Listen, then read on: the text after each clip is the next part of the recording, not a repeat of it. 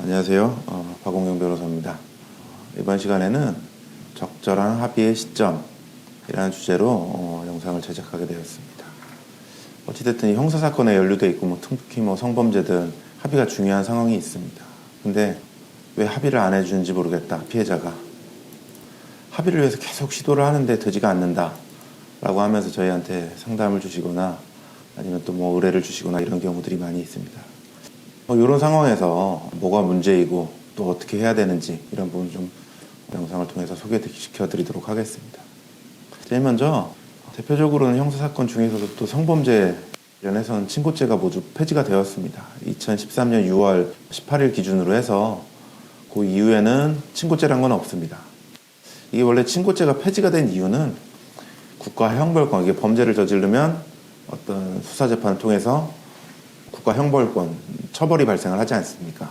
그런데 국가형벌권 발생 여부가 친고죄의 경우에는 피해자가 처벌 불원 의사만 밝힌다고 하면 고소 취하하거나 이러면 수사도 중단이 되고 재판도 중단이 되고 이게 완전히 피해자 어떤 개인의 의사에 따라 가지고 국가형벌권이 이게 좌우가 되는 이런 문제가 발생을 합니다.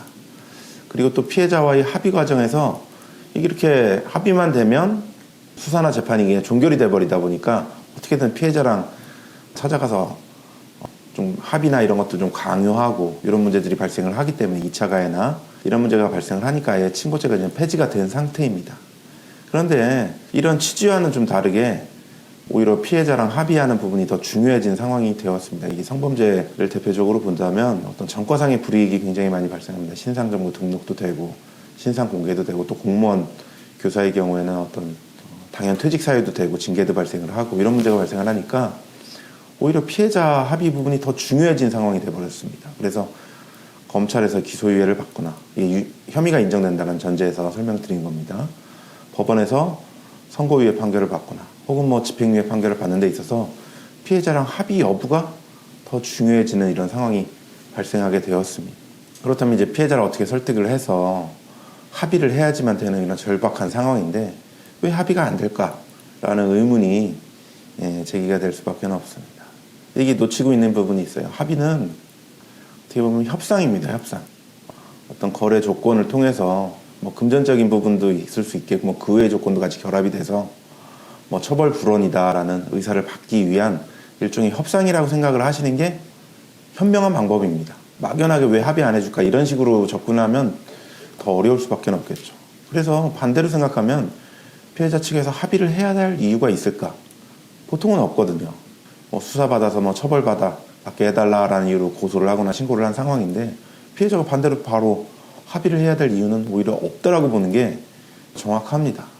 그래서 굳이 합의를 해야 되고 그런 상황이라고 한다면 피해자 입장에서 좀 이해를 할 필요가 있습니다. 피해자가 합의를 주저하거나 혹은 거부하고 있는 이유를 파악을 하는 게 도움이 됩니다. 먼저 대표적인 건 합의할 경우 피해자 입장에서 포기해야 될 이익이라는 게 있습니다.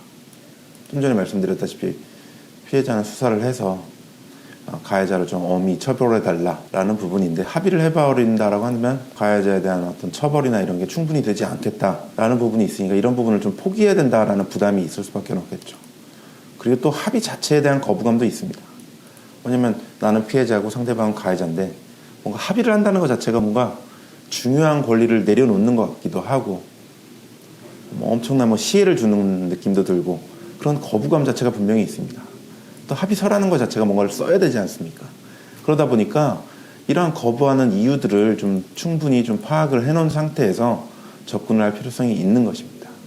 그리고 또 합의를 할 명분을 좀 만들어주는 것도 좀 필요합니다. 무슨 말이냐면 일반적으로 피해자 입장에서는 가해자랑 합의를 한다라고 하면은 주변의 시선 자체가 부담스러울 수밖에 없습니다.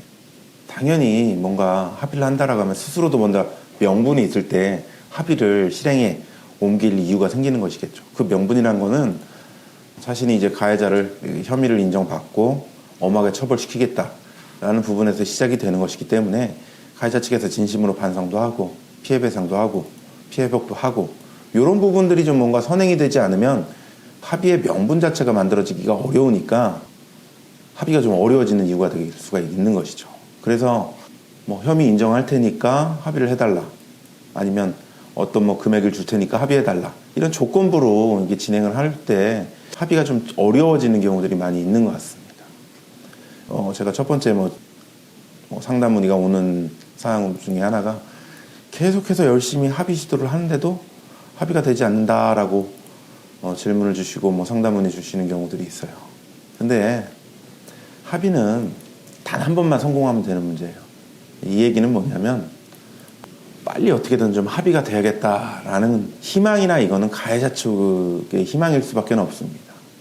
근데 중요한 건 합의를 성사를 시키는 것이 목표지 빨리 시키는 거는 좀 부차적인 목표일 수밖에 없겠죠. 물론 빨리 잘 되면 좋겠지만 그게 어렵다면 단 한 번을 어떻게 잘 설득을 해서 성공할 수 있겠느냐, 여기에 좀 집중하시는 게 도움이 될 수밖에 없습니다. 그래서 오히려 무리하게 반복해서 합의해달라라고 반복해서 얘기하는 경우는 오히려 더 합의가 되지 않는 이유가 될 수가 있어요. 이게 합의라는 게 스스로 결정을 해야 될 문제지 누가 자꾸 시킨다고 하면은 오히려 반감이 들어서 더 안 되는 경우들이 많이 있습니다. 또 재차 말씀드렸듯이 한 번만 성공하면 되는 문제라는 것이죠. 그러면 어떻게 해야지 한 번에 성공할 수 있겠느냐? 그 시한을 좀 알고 있을 필요가 있습니다. 빨리 된다고 해서 빨리 사건이 종결되고 좋게 해결되느냐? 그건 아니거든요.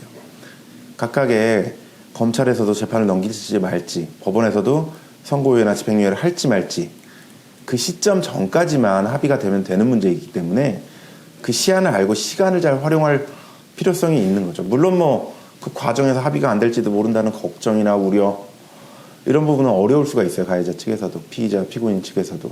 하지만 결국은 합의를 성공시키는 게 목표라고 한다면 이 시간을 최대한 잘 활용할 필요가 있다는 점을 제가 조언드리고 싶습니다. 그리고 또 합의를 언급하지 않는 게 유리할 수도 있습니다. 이게 무슨 말이냐면 우리가 흔히 합의라는 표현을 많이 쓰긴 하는데 보통 합의서를 쓰니까 이제 합의라는 표현을 많이 씁니다. 근데 정확히 말하자면 양형 조건으로서 우리가 말을 하는 합의라고 하는 것은 본질은 피해 배상을 하고 이로 인해서 피해자 측에서 처벌 불원의 의사표시를 하는 걸 말을 합니다. 이 두 가지죠. 둘 다 성취가 돼서 합의가 되면 가장 좋겠죠. 근데 만약에 그게 어렵다라고 하면 둘 중에 하나만이라도 우선 성취를 시키는 게 중요할 수가 있습니다. 피해 배상만 된다 하더라도 충분히 합의의 효과를 발생하는 경우도 생기거든요.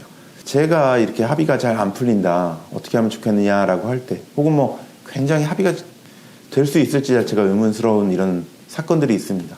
이럴 때는 저는 꾸준히 사과한다, 반성한다 이런 취지만 꾸준히 전달을 합니다. 합의의 합자도 꺼내지를 않아요. 이 얘기는 뭐냐면 앞서 말씀드렸듯이 피해자한테 합의할 명분을 만들어줘야 됩니다. 보통 합의를 거부한 이유가 가해자가 충분히 반성하지 않고 있어서 합의 못하겠다 이런 경우들이 많이 있거든요. 그래서 충분히 사과 취지를 전달을 하는 게 중요하죠. 그리고 합의의 합자도 꺼내지 않는 게 중요합니다. 그러면 피해자 측에서도 왜 합의의 얘기는 꺼내지를 않을까 이런 생각이 또 들 수가 있겠죠. 그리고 또 바로 합의를 하는 게 쉽지가 않다라고 한다면 피해 배상 먼저 하겠다라는 의사를 충분히 전달하는 것도 방법입니다.